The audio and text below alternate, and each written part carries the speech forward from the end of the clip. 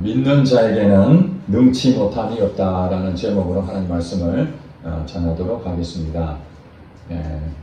우리가 살고 있는 이 세상은 시작이 있다면 끝이 있습니다.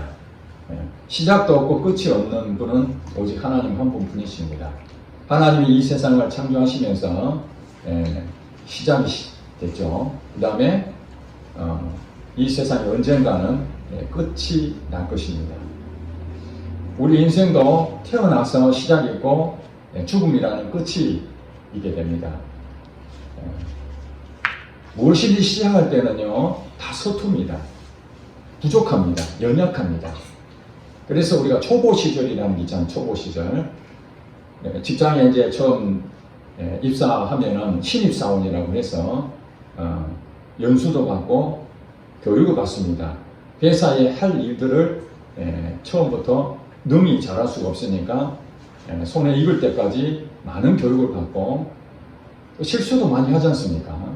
그걸 감당할 수가 없으니까. 그러나 시간이 흐르면서 그 일이 익숙해지고 잘할 수 있는 그런 능력이 주어지게 되면은 시간이 흐름과 동시에 또 승진이라는 것을 하게 됩니다. 저도 승진을 직장 다니면서 할 때 얼마나 기분이 좋은지요. 왜냐하면 승진하게 되면은 그 지위가 올라가거든요. 그리고 그동안에 내가 일했던 이 어떤 보상을 받는 거거든요. 승진이라는 어떤 것을. 그렇지만 승진했을 때에 또 한편으로는 부담이 있습니다. 초보 시절에는 좀 실수해도 인정해 주는데 이제 그만한 위치가 됐으니까 그 일을 잘 해내야 되거든요. 그만한 위치에 있으니까 대리로 진급하고 과장으로, 부장으로, 이사로, 대표까지 맡는 이런 직장 생활도 승진할 때마다 보상이 또 따르지만은 부담은 반드시 있다는 것입니다. 부담 없이 그냥 많은 것을 얻으면 얼마나 좋겠습니까? 그러나 이 사회는 공짜가 없습니다. 심은 대로 거두는 것입니다.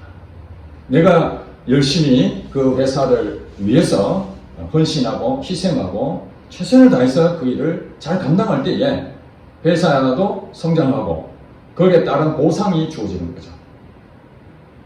그렇지만 그 일을 하기 위해서는 많은 부담이 있습니다. 시간과 자기의 마음과 힘과 에너지를 모두 다 쏟아야 되는 그런 부분이 있습니다. 그래서 우리에게 이 땅에 살면서 시작이 있지만 그 시작을 어느 시간이 지나면 점점 성장해 간다는 걸 알 수 있습니다. 물론 어느 정도 가면 이제 정점에 이르게 되고 쇠락의 길이 있죠. 그러면 이제 은퇴하게 되는 거죠. 그리고 우리 인생으로는 죽음이라는 게 있습니다. 자, 모든 사람들은 이런 과정을 거치게 됩니다. 자, 그럼 우리 신앙생활은 어떨까요? 저는 모태신앙은 아닙니다. 초등학교 때부터 부모님 때문에 교회를 다니기 시작했지만 정말 주님을 만난 적은 대학교 3학년 때 주님을 만났습니다. 그러니까 사실 그 전에는 교회를 다니긴 했지만은 제 중심을 다지지 않고 어쩔 수 없이 그냥 의무적으로 다녔다고 한다면은 대학교 3학년 때 주님을 만나고 난 뒤부터 비로소 신앙생활을 하게 됐죠. 그때가 제 신앙생활 초보자예요. 초보 신앙생활. 교회는 다녔다 할지라도 주님을 만난 그 부분에서 그때부터 제 마음에 주님을 알고 싶고 내가 모르는 게 너무 많으니까 어떻게 해야 될지 이런 부분들이 있었습니다. 여러분들 우리가 신앙생활을 하는 데에 때로는 다람쥐 쳇바퀴 돌듯이 늘 일상이 똑같아 보입니다.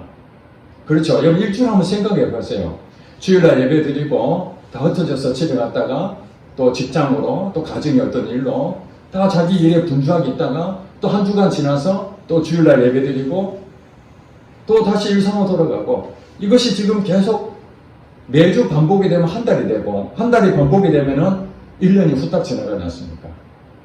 그래서 여러분들이 돌이켜보면은 신앙생활이 이게 다람쥐 쳇바퀴 도는 것처럼 뻔하게 보이는 거예요. 그래서 답답하죠. 자기 자신에 대한 문제들도 많이 있고 세상에 대한 문제들도 있고 영적인 부분도 많이 있지 않습니까? 그런 점에서 우리 신앙생활도 초보 시절이 있다면 이제 그 초보 시절에서 한 단계 업그레이드가 돼야 될 때가 온다는 거예요. 뭐 교회에서 말하면은 성도로 왔다가 집사 직분을 맡는다든지, 또 안수 집사나 본사로 직분을 맡는다든지, 또 장로가 된다든지, 뭐 여러 가지 부분에서 교회에서도 그분의 신앙을 보고 어느 정도의 지위를 부여하잖아요. 직분이죠. 하나님이 그 일을 감당하라고. 그렇다고 해서 평신도보다 내가 지위가 높아졌으니까 내가 우쭐해져 그런 개념이 아니라 하나님이 거기에 맞는 사명을 또 주신다는 거예요. 그 일을 통해서 하나님이 일을 하신다는 것이죠. 그렇기 때문에 거기에 대해서 부담이 있죠. 예전에 다녔던 초보자 신앙생활보다는 한 단계 하나님께 지위를 주셔서 직분을 주셔서 거기에 대한 감당해야 되는 부담이 있지만 한편으로는 하나님이 이 일을 감당할 때에 보상이 있다는 거예요. 보상.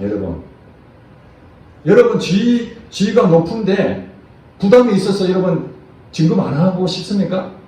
그런 사람 있습니까? 가만 앉아서 돈을 받기만 바랍니까? 보상을 바란다면은 그만한 부담은 항상 있다는 것이죠. 교회도 마찬가지라는 거예요. 그리고 우리가 신앙생활에 여러분들, 때로는 여러분들이 이제 신앙생활 오래 하다 보면은 이제 다 아는 부분이 있어요. 어느 정도는. 파악이 다 됐으니까. 일이 능숙해진 것처럼.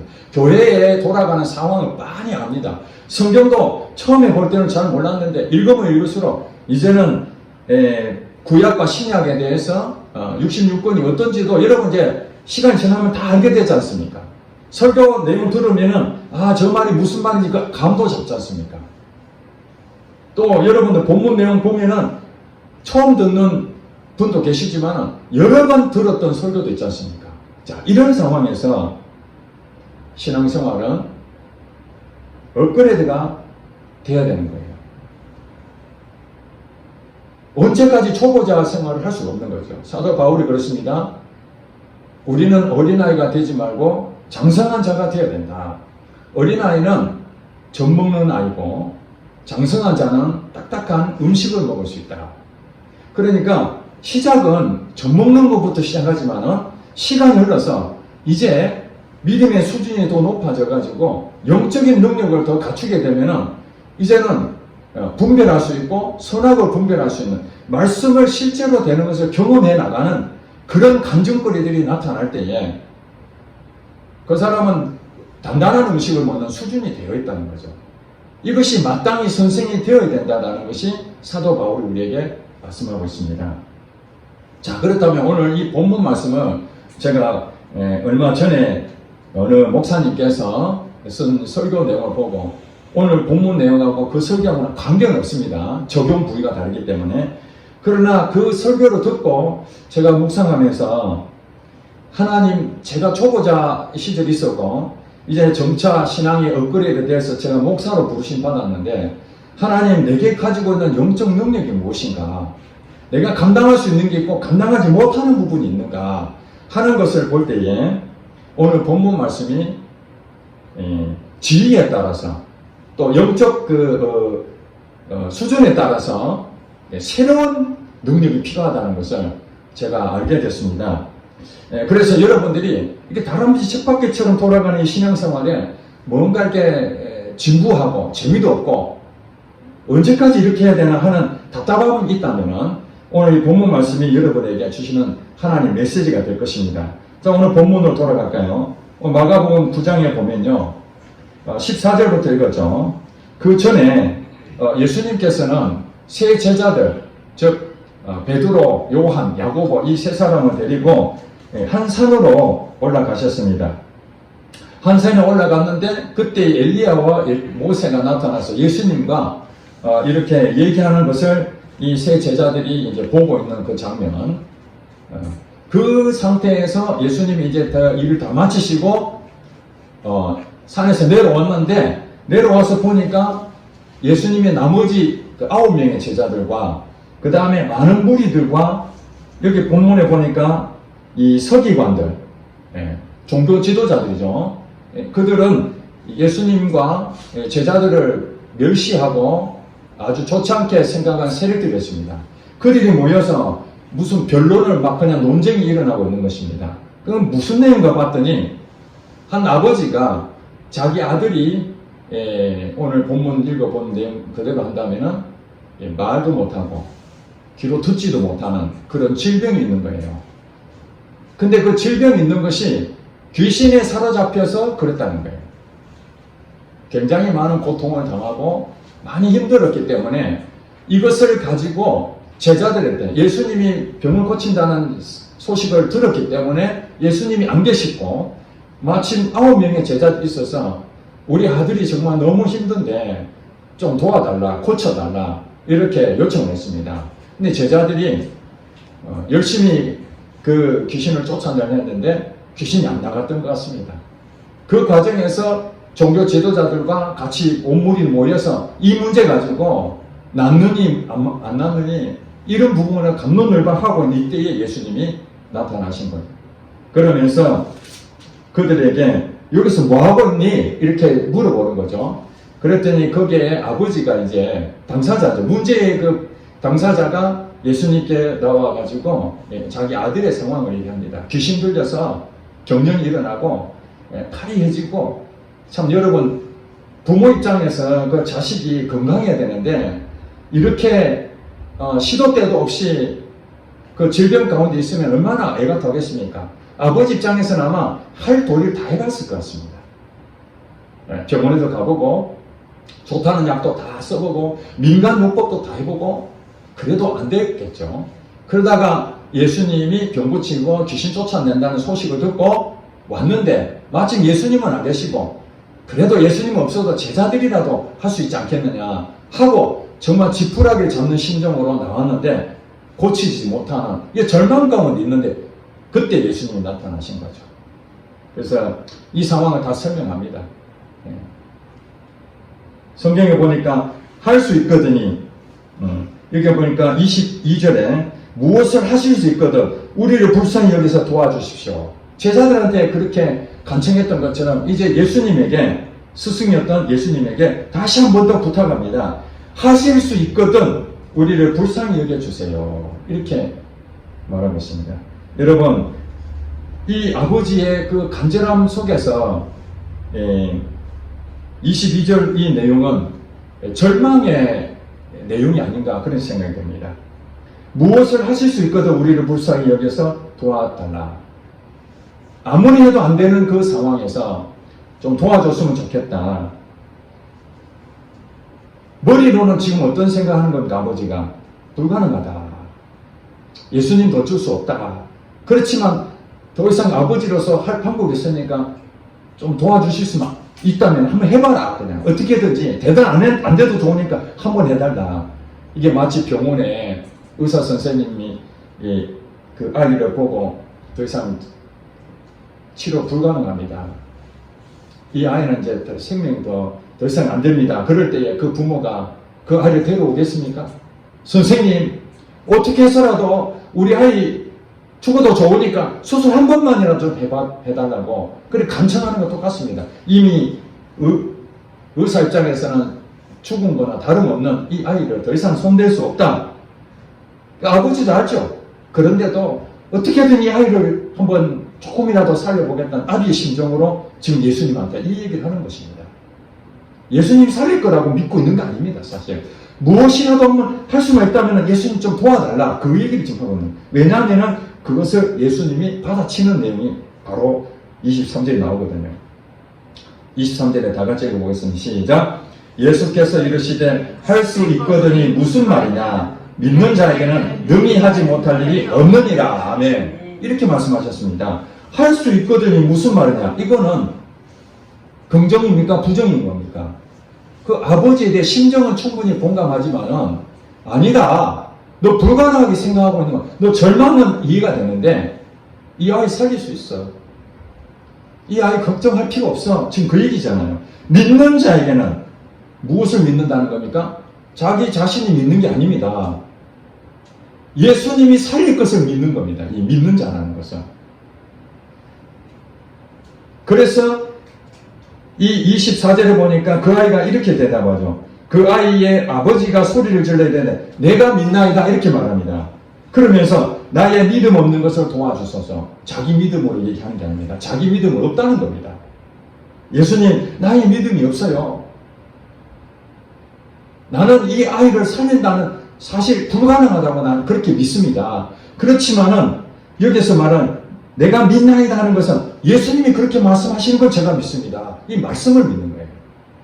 여러분, 믿음이라는 것은 내 생각을 믿고 내 가지고 있는 가치관, 내 경험들을 그 바탕 속에서 이 아이가 살아날 것이야. 이걸 믿는 것이 아니라 나는 이미 소망도 없고 다 불가능하다고 그렇게 믿고 있지만은 예수님이 말씀하신다면 그 말이 맞을 거야.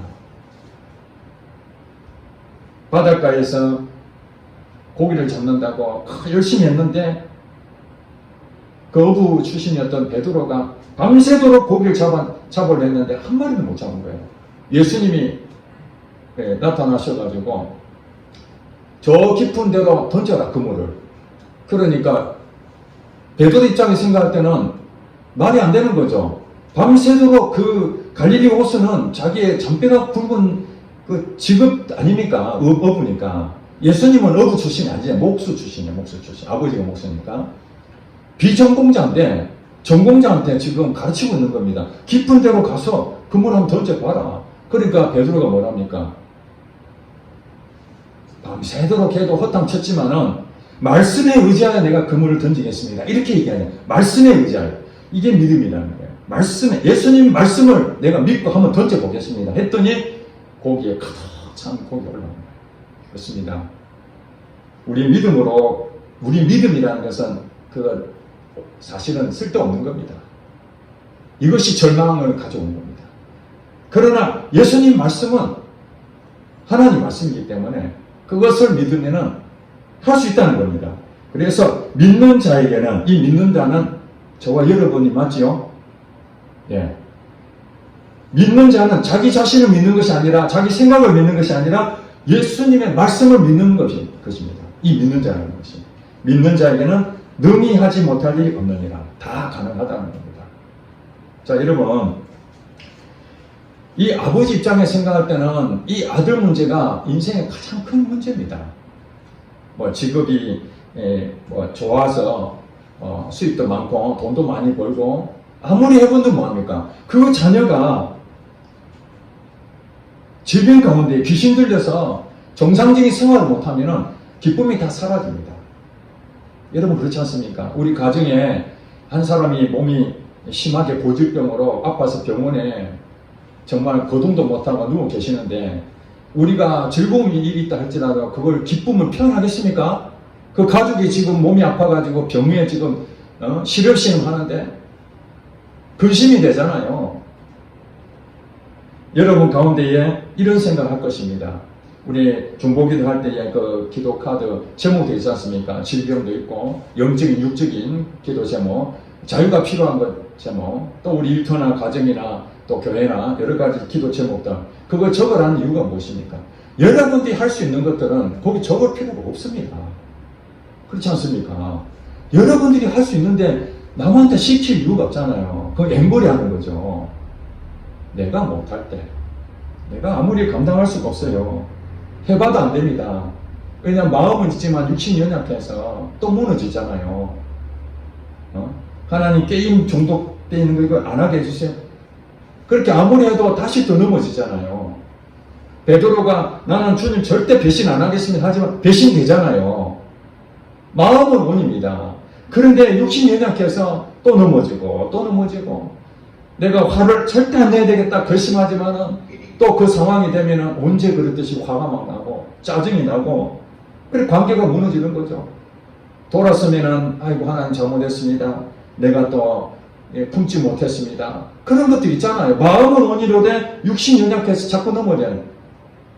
그래서 여러분 기도할 때 할 수 있으면 나 좀 도와주세요. 이렇게 기도하지 말라는 거예요. 그건 여러분 생각, 자꾸 좌절하니까, 아이고, 나는 이제 더 이상 안 되는 것 같다. 그래서 마지못해서 예수님 한번 할 수 있다면 좀 도와주세요. 이렇게 하는 여러분에게 예수님 뭐라 그러니까, 할 수 있거든이 무슨 말이냐. 믿는 자에게는 능히 하지 못할 일이 없느니라. 아멘. 여러분이 쓴 그 기도 제목은 여러분이 쓰면서 안 될 거야. 왜? 내가 오랫동안 질병에 지금 시달리고 두통에 시달리고 이명에 시달리고 당뇨에 시달리고 체질에 시달리고 변비에 시달리고 위장병에 시달리고 이게 어제 오늘 같으면은 뭐 병원 가서 그냥 약 먹으면 나는 거 그걸 여기 중복에도 카드에 쓸 필요가 없지요. 그렇지 않습니까? 내가 약을 먹어도 안 되고 뭐 민간요법이 좋다 해서 해봐도 안 되고 뭐 이래도 안 되고 저래도 안 되고 그런 것들은 방법이 없잖아요. 그럼 내 생각이 어떤 만큼 못 고치겠구나 이 생각이 오잖아요. 못 고치는구나. 내가 혈기는 아무리 그걸 안 하려 해도 계속 나타나니까 아이고 나 혈기를 못 다스리는구나. 내가 말씀과 기도에 내가 시간 내서 그걸 해야 되는데 오늘 지나면 또 그게 까먹어버리고 말씀을 읽어야 되는데 기도해야 되는데 그것도 잘 안 돼. 영적, 육적인 그런 부분들도 하려고 마음은 애를 쓰는데 육신이 연약해서 자꾸 안 되는 거예요. 그럴 때 우리의 믿음이 뭡니까? 내 믿음이 꽉 찹니다. 이제 부정적인 믿음이죠. 아이고 안 되는구나 안 되는구나 이렇게 절망 가운데 있을 때에 그 다음에 어떻게 해야 된다고요? 믿는 자에게 능치 못함이 없느니라. 이걸 가슴에 품어야 됩니다. 이게 여러분 주시는 말씀이 하나님이 아니야 너 질병 고칠 수 있어. 너는 못하지만 내가 할 수 있잖아. 너 분노하고 화 다스리지 못한 거 너는 못하지만 나는 할 수 있어. 너 시간을 낭비하고 그걸 끊으려고 애를 써도 안 끊어지는 거 그건 너는 안 되지만 내가 할 수 있어.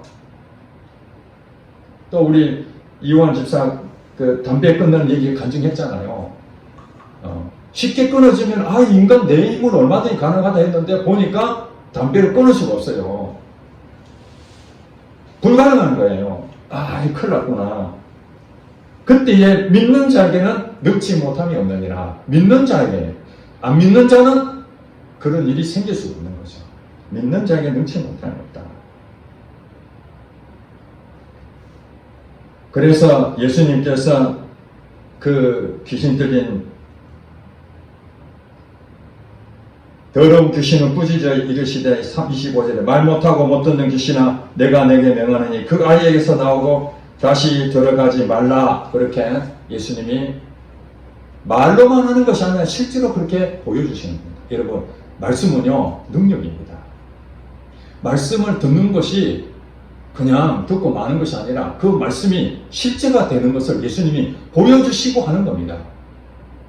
할 수 있거든요. 무슨 말이냐? 믿는 자 능치 못함이 없어 해놓고 귀신을 못 쫓아내면 어떻게 됩니까? 예수님 말은 가짜가 되는 거죠. 증명이 안 되니까. 그렇지 않습니까?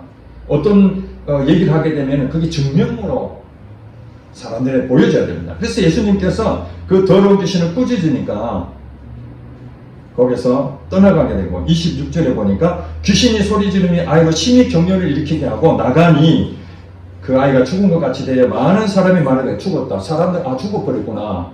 왜냐하면 그 격려를 일으키고 막 발작을 했으니까 근데 완전히 뻗어버린 거죠. 그 사람들은 이것이 귀신이 나갔다라고 알아야 되는데 경험을 못하니까 죽어버린 건가? 자기 생각에 자기 믿음에 완전히 뻗어버리니까 죽었다고 생각한 거예요. 예수님께서 27절에 그 손을 잡아 일으키시니 일어서게 되는 거죠. 그때서 비로소 사람들이 귀신이 쫓겨나겠구나. 자 28절에 집에 들어가심에 제자들이 조용히 묻자건대 이제 한 사건이 끝났습니다. 귀신 들린 아이는 깨끗이 낫고 아버지랑 같이 집으로 돌아갔습니다. 그 아버지 인생은 어땠습니까? 완전히 변화된 인생 살았겠죠? 그 자녀가 돌아온 것으로 기쁨이 얼마나 충만했겠습니까? 여러분, 저도 빛을 많이 져봤지만 빛을 다 탐감되면 어떻습니까? 그 기쁨이. 그 빛 때문에 엄청 스트레스 받고 그것 때문에 자유함이 없이 짓눌러 있다가 그걸 짐을 다 벗어버리면 기쁨이 넘치는 것처럼 내가 가지고 있는 그 고민된 것들, 아까 기도 제목들, 질병이든지 아니면 어떤 자기의 성격적인 부분이든지 아니면 자기의 현안적인 문제들, 또 직장 같은 경우는 실적을 해야 되는데 아무리 노력해도 안 되는데 하나님의 능력이 아니면 실적을 채우지 않을 때 이런 부분들, 그것이 하나님께서 도와주셔가지고 해결될 때에 그 기쁨은 말로 할 수가 없는 것이죠. 그래서 이제 제자들이 따로 나와서 예수님하고 집에 머물러 질문합니다. 여러분 이 질문을 잘 들으시기 바랍니다. 오늘 이게 이제 핵심입니다. 28절 집에 들어가심에 제자들이 조용히 묻자오되 우리는 어찌하여 능히 그 귀신을 쫓아내지 못하였나이까. 이렇게 얘기하고 있습니다. 자, 예수님의 12제자 가운데 9명이 그 밑에서 귀신 쫓아내려고 애를 썼다는 거죠. 그랬는데 못 쫓아냈어요. 그랬는데 예수님은 쫓아내버렸거든요. 그래서 제자들이 우리는 어찌하여 그 귀신을 쫓아내지 못했죠? 이렇게 질문합니다. 자, 여러분 믿는 자에게는 지금 예수님이 뭐라고 했습니까? 나는 능력을 행한다 이렇게 말했습니까? 아니면 믿는 자에게는 능히 하지 못할 일이 없다 했습니까? 믿는 자에게는. 그럼 제자들이 믿는 자에 포함이 됩니까? 안 됩니까? 포함이 되죠. 그렇죠? 그런데 귀신을 쫓아내지 못했습니다. 예수님하고 가까이 지냈던 제자들조차도, 아니 멀리 있는 사람도 아니고 예수님과 같이 있던 그 제자들이 믿음의 사람들이라고 보는데 귀신을 못 쫓아낸 거예요. 여러분 이 마가복음 9장을 읽었는데 6장으로 딱 돌아가 보면요, 6장에 가보면은 예수님께서 12제자를 부르시고 둘씩 짝지어서 예수님께서 그들에게 권세를 주십니다. 어떤 권세를 주시냐면은 귀신을 제어할 능력을 주십니다. 병도 고치고 귀신을 쫓아낼 수 있는 권세를 주셨다고 성경에 나옵니다. 6장에. 그리고 제자들이 나가서 복음을 전하고 많은 귀신을 쫓아내고 병도 고쳤다. 이렇게 또 성경에 나와 있어요. 그런데 오늘 본문에 보면은 6장에는 분명히 예수님의 영적 능력을 공급받아서 권세를 받아서 나가서 귀신을 쫓아내고 병도 고쳤는데 오늘 본문에는 어찌하여 우리는 그 귀신을 쫓아내지 못했죠? 이렇게 질문하고 있는 거예요. 여기서 이제 수준 차이가 있다는 거죠. 여러분 귀신의 세계를 그냥 똑같이 귀신이 아닙니다.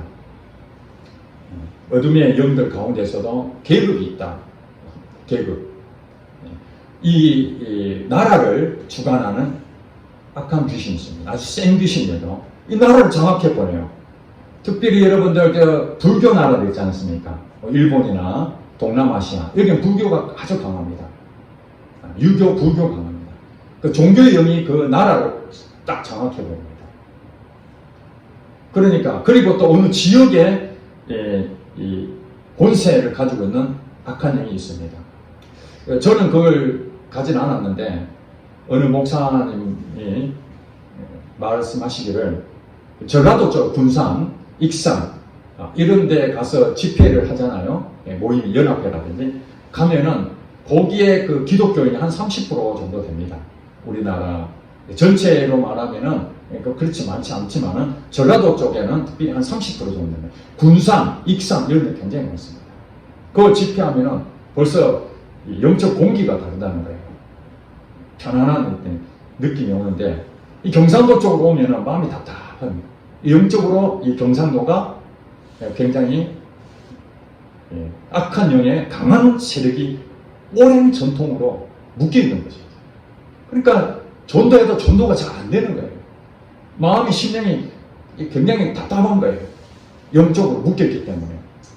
그래서 나라를 지배하는 강한 영이 있고 또 지역을 장악하는 영이 있고 교회도 악한 영들이 있습니다. 교회에는 예수 믿는 사람들이 왔는데도 악한 영들이 여기 와서 교회를 분란시키고 이간질시키고 교회가 쪼개지게 만들고 이런 일들이 다 악한 영들이 하는 거거든요. 그 다음에 예수 안 믿는 자들에게는 당연히 악한 영들이 역사합니다. 그러나 또 우리 믿는 자들에게도 연약한 신령을 가진 자들이 있습니다. 마음이 여리고 신앙이 좀 초보적인 이런 상태에 있는 사람들은 악한 영들이 언제든지 공격해서 우리를 무너뜨리게 하죠. 그러니까 여기서 귀신의 정체가 귀신 센 놈이 자기보다 못한 놈을 쫓아냅니다. 이 무당 세계의 내용을 보면 그런 얘기를 합니다. 센 무당을 센 귀신, 악한 영을 모시고 있는 이 무당은 자기보다 못한 귀신도 쫓아냅니다. 센 거니까 그 밑에 쫓아낼 수 있거든. 그래서 예수 안 믿는데 어떻게 쫓아내지? 센 놈이 약한 놈을 쫓아내는 거예요. 쪼무라기를 나가라 이러면 나가는 겁니다. 그러니까 6장에서의 제자들은 이 쪼무라기들 귀신들 쫓아낸 거예요. 그리고 좀 가벼운 질병들을 고쳤죠. 다 고친 게 아닙니다. 근데 오늘 본문에 보니까 이 질병의 영입니다. 이 귀신이 질병을 주기도 합니다. 근데 오늘 본문에 보면은 아버지가 데려왔던 아들의 질병이 뭐였습니까? 말 못하고 귀를 못 듣게 하는. 그러니까 귀신이 떠나가면 말도 하고 귀가 열리게 되는 거죠. 그러니까 우리 질병 가운데에 다 그렇지는 않습니다. 내가 뭔가 잘못해서 얻어진 질병도 있는데 많은 부분은 이 악한 영이 언제인지 모르지만 내 안에 들어와가지고 그 질병을 막 붙잡고 있습니다. 이거는 약으로 해결되는 게 아닙니다. 이 영적인 문제거든요. 이놈을 쫓아내야 됩니다. 쫓아내야 되는데 이 오랫동안 이 질병을 가졌다는 얘기는 거기에 터를 삼고 집을 짓고 그 강한 귀신이 딱 꽈를 틀고 있는 거예요. 여러분 얕은 귀신, 작은 쪼무레기들은 왔다 가고 그냥 이런 것은 그냥 내보낼 수 있는데 오랜 정도의 그 질병을 가졌다든지 오랜 동안 여러분 습관이 잘못된 것들, 오랫동안 그게 중독이 된 사람들, 이건 단번에 못 고치잖아요. 그렇죠? 어떤 건물도 여러 차례 깨뜨려갖고 해야 되는 그런 게 있고 단번에 깨뜨려지는 거예요. 이 약하냐 강하냐에 따라서 이게 차등이 생긴 것처럼 예수님 앞에 나왔던 이 말 못하게 하고 듣지 못하는 이 귀신은 이게 언제부터 그렇게 됐냐 이렇게 예수님이 그 아버지한테 물어보니까 어렸을 때부터 그렇게 됐다고 얘기합니다. 어렸을 때부터. 그러니까 오랜 세월 동안 사로잡혀 있는 거죠. 이거는 제자들이 예수 믿는다고 예수 이름을 명한 떠나가라 이렇게 해가지고 쪼무라기들은 떠나갈지 모르지만은 이런 귀신은, 이런 강한 귀신은 다른 영적 능력이 필요하다는 거예요. 업그레이드 신앙의 영적 능력이 거기에 들어가야 쫓아낼 수 있다는 거죠. 그러면서 예수님 뭐라 그럽니까? 29절에 다 같이 한번 읽고 시작. 이르시되 기도 외에 다른 곳으로는 이런 종류가 나갈 수 없느니라. 아멘. 자, 이 말씀하시면서 예수님께서 영적 능력, 그 귀신도 쫓아내서 아무리 강하다 할지라도 그 귀신을 쫓아낼 수 있는 유일한 방법이 있는데 그것이 뭐냐? 기도밖에 없다는 거죠. 그래서 여기서 기도 외에 다른 곳으로는 이런 종류가 나갈 수 없다. 종류가 많다는 거죠. 이렇게 할 수도 있고 저렇게 할 수도 있고 이렇게 할 수도 있고 여러 가지 방법이 있는데 제자들이 쪼무라기들은 자기의 요 정도 능력 갖고도 얼마든지 쫓아낼 수 있어요. 그러나 아주 센 놈은 그 전에 이전에 했던 방식으로는 안 된다는 거예요. 새로운 방식이 필요하다는 거죠. 예수님이 말씀하시기를 새 포도주는 새 가죽 부대에 담아야 된다. 옛날 방식으로 통할 때가 있습니다. 예전에 내가 옛날에 경험했던 거 가지고 해보니까 되는 게 있어요. 그러나 신제품은 새로운 것을 가지고 적용을 해야 되죠. 여러분 핸드폰이 지금 얼마나 업그레이드 됐습니까? 그런데 옛날 구닥다리 그 시대에 가지고 지금 핸드폰을 만지자 하면 이거 알겠습니까? 안 되죠. 새로운 방식으로 이것을 우리가 사용 성명서를 읽고 그에 적용하는 방법을 해야 이것을 원만하게 사용할 수 있는 것처럼 영적 능력도 그렇습니다. 영적 능력도 여기서 말하는 예수를 믿는 자에게는 다 권세를 주셨습니다. 6장에 말한 것처럼 제자들에게 원수를 쫓아낼 수 있는 권세를 다 주셨는데 그 권세가 주어졌다 할지라도 여러분들이 모든 것을 다 할 수 있는 게 아니라는 거예요. 왜냐하면 예수를 믿었다는 그 신분은 주어졌지만 이제 그 권세는 여러분들이 배워서 하나님과 깊은 관계를 통해서 점차적으로 능력이 더 성장하면 성장한 만큼 어떻다는 거예요? 이걸 감당할 수 있는 거죠. 여러분들이 질병에 걸렸는데 그 질병을 초기에 잘 빨리 해결했었으면은 그게 병을 키울 수가 없을 텐데 그냥 방관해버리고 괜찮겠지 이러다가 나중에 그것을 병 키워가지고 그때서 치료하려고 그러면 내가 감당이 안 되지 않습니까? 그렇죠? 그러니까 우리가 감당되는 것도 있고 감당 안 되는 게 있는데 감당되는 것은 하나님이 이미 영적인 부분에서 육적인 걸 들어서 제가 말씀드리는 거예요. 영적인 부분에서 여러분들이 얼마든지 기도를 통해서든지 아니면 무엇이든 여러 가지 이렇게 하는데 기도도 성경에서 말하는 기도 외에 다른 것은 이런 경우가 나갈 수 없다 하는데 기도도 여러분 얕은 기도를 하는 경우가 있어요. 처음에는 그냥 하나님 나를 위해서 해결해 주세요. 이런 문제가 있어요. 그것이 기도의 전부가 아닙니다. 하나님께서 말씀하시는 이 기도는 돌파 기도입니다. 능력 기도입니다. 믿음의 기도를 말하는 것입니다. 이 똑같은 본문 내용을 마태복음에는 17장에 나왔거든요. 제자들이 물어봤습니다. 예수님 우리는 왜 못 쫓아냅니까? 예수님이 이렇게 말합니다. 너희가 믿음이 작은 까닭이다. 여러분 똑같은 얘기하는데 이 본문에서는 기도 외에 다른 것이 없다. 이렇게 얘기하고 마태복음에서는 너희가 믿음이 작기 때문이다. 그러면서 예를 든 겁니다. 겨자씨 하나만큼만 믿음이 있어도 이 산을 들어 바다를 던지라면 그대로 될 것이다. 겨자씨 하나만한 믿음이라는 거죠. 이게 시작인 거예요. 겨자씨 하나만한 믿음 가지고 큰 것을 쫓아내는 게 아니라 겨자씨 하나만한 그 믿음으로 그 믿음이 점점 커져서 나중에 지경이 넓혀지면은 세상이 감당할 수 없는 일이 되는 거죠. 조인기 목사님이 예전에 그 설교한 내용을 제가 한번 들은 적이 있습니다. 교회를 이제 시작을 하는데 초창기 때니까 지금이야 뭐 수십만 명이지만 그 초창기 때 몇 명 되겠습니까? 정말 가난한 동네에 교회를 이렇게 천막 쳐놓고 교회를 시작했는데 사람들이 옵니까? 그들에게는 필요한 것이 먹을 것하고 병을 고쳐주는 것입니다. 그래서 나가서 예수 믿으면 병도 낫고 하나님 부자 되게 해주십니다. 축복해 주십니다. 막 이렇게 전도를 했습니다. 그랬더니 어느 분이 다리 불구자가 왔습니다. 다리 불구자.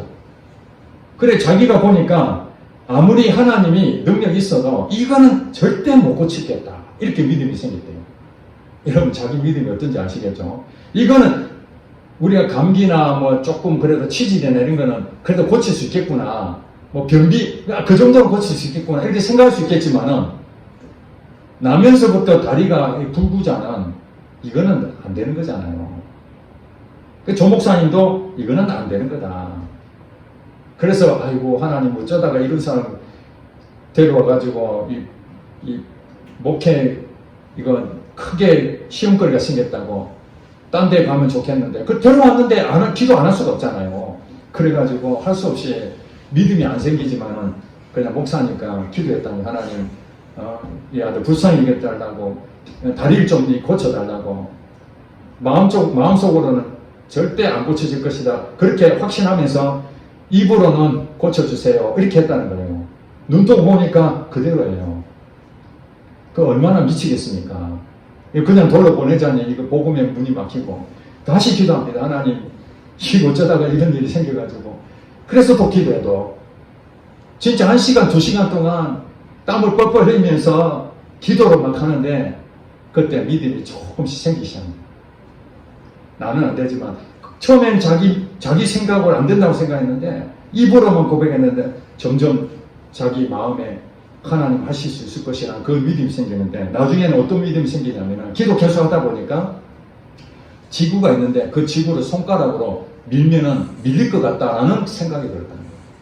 여러분 지구를 손으로 밀면 밀어집니까? 안 되잖아요. 그런데 기도를 계속 하다 보니까 자기 믿음이 점점 그 안에서 생겨서 지구를 밀면 밀 수 있겠구나 생각이 들 때 나사렛 예수를 명하느니 이 다리는 고쳐질지어다 딱 그렇게 했더니 정말 눈 뜨고 보니까 다리가 조금씩 움직이기 시작하는데요. 그 자리에서 그 다리가 완전히 치유가 되는 역사를 그때 경험한 거예요. 그 사람이 얼마나 놀랬겠습니까? 조 목사님이 더 놀랬다는 거예요. 정말 성경대로 되는구나. 그때부터 이분이 하나님은 하신다는 것을 분명히 믿게 되는 거죠. 처음부터 그래 됐습니까? 아니잖아요. 믿음이 없어요. 인간이기 때문에 연약합니다. 마음으로는 하나님 하실 줄 압니다. 그렇지만 안 될 거야. 믿음이 생길 때까지 기도를 계속 하니까 결국엔 그 믿음으로, 내 믿음이 아닌 하나님 주신 그 믿음으로 결국엔 그것이 해결되는 거예요. 자, 여러분들이 가지고 있는 여러 가지 있습니다. 아이고, 기도해도 안 되고, 그 기도해도 안 되고, 조 목사님이 중간에 포기했다면 그 다리는 못 고쳤어요. 않겠습니까? 그 일로 인해가지고 그 많은 사람들이 소문이 나가지고요. 병자들은 다 거의 모인 거예요. 제가 부산에 신앙생활하고 있었는데, 조영기 목사님에 대해서 소문이 어떻게 들었냐면요. 전국의 병자들은 조영기 목사님 안수기도 받으러 다 간다고 그러는 거예요. 줄 섰다는 거예요. 제가 직접 보진 않았어요. 오래전 얘기인데. 그 정도로 소문이 날 정도니까. 그게 그냥 된 것이니까 본인도 믿음이 없었는데 그래도 또 하나님이 하실 거 믿고 또 믿고 했더니 그런 일이 없어요. 그래서 우리 연결해 봅시다. 마태복음에서는 믿음이 작은 까닭이다. 겨자씨 하나만 믿음만 있으면은 이 산을 바다에 던지라 할 수 있다. 오늘 본문에는 기도에 다른 것이 없다. 그러면 이 기도는 믿음의 기도를 하라는 거죠. 믿음의 기도. 여러분이 기도하는데 안 날 것이라 믿고 기도하지만 처음에.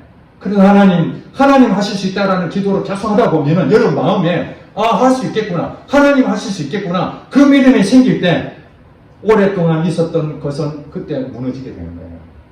그러나 가벼운 것들은 여러분 기도 몇 번 하면 그냥 해결되는 것도 있잖아요. 그죠?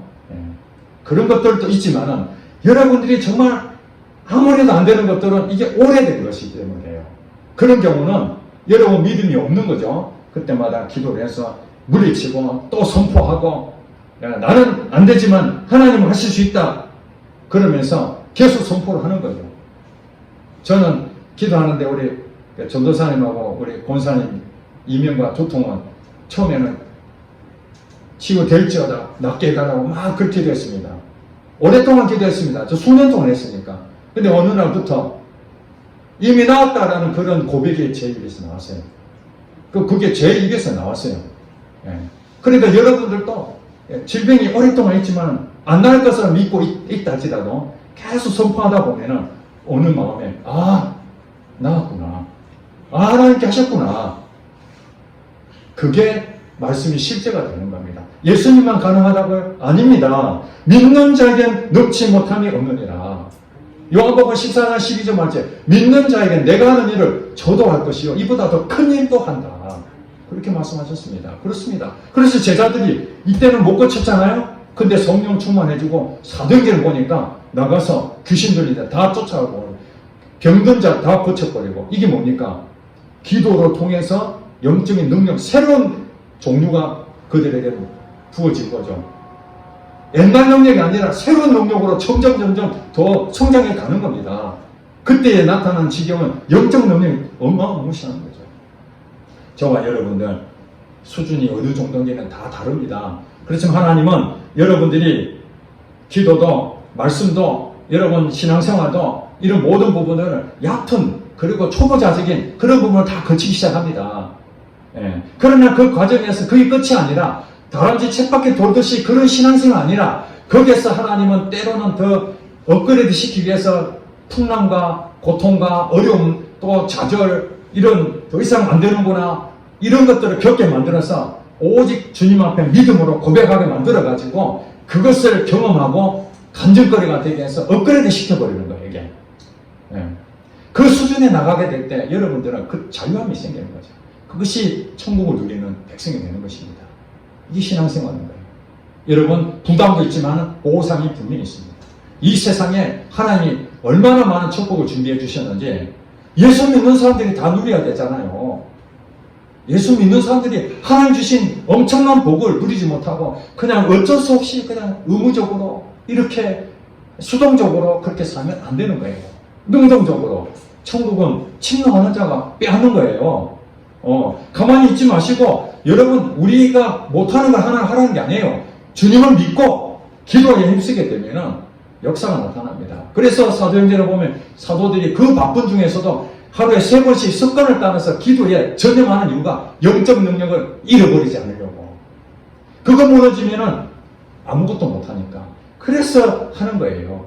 부담이 있지만은, 힘들지만은, 현장에서는 어려움이 많이 있을 것입니다. 그러나 돌파하시기 바랍니다.